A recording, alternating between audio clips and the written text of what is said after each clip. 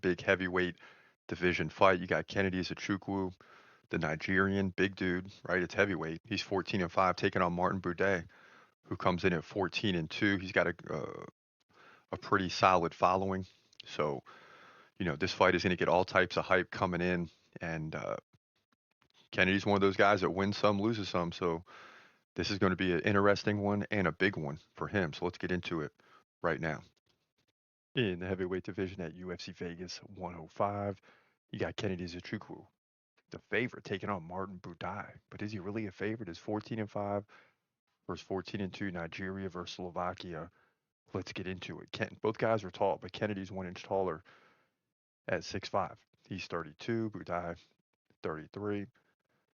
Kennedy, as you know, has a long reach, 6 inch reach advantage, 83-77. He fights left-handed. Buday fights right-handed. So opposite stance fighters means that power hand is going to be further away from each other. Now, uh, Kennedy 5.4 significant strikes per minute to 4.8 for Martin Buday. Takedown game really non-existent for both fighters. So they're definitely strikers. So there's some KOs possible here. Kennedy also has an 81% takedown defense, and Martin Buday 100%. So two strikers with the ability to stop takedowns and keep the fight standing. That's why Kennedy dominated the last two fights by KO against Lucchesi Brzezinski and Chris Barnett. So, he's hitting his stride right now. But in early 2024 and 2023, he suffered back-to-back losses against Ovens St. Preux OSP by split decision and Dustin Jacoby, who KO'd him.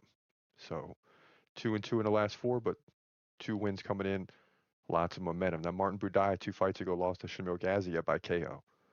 So he can be KO too. Then he beat Andrei Arlovski by split decision last June.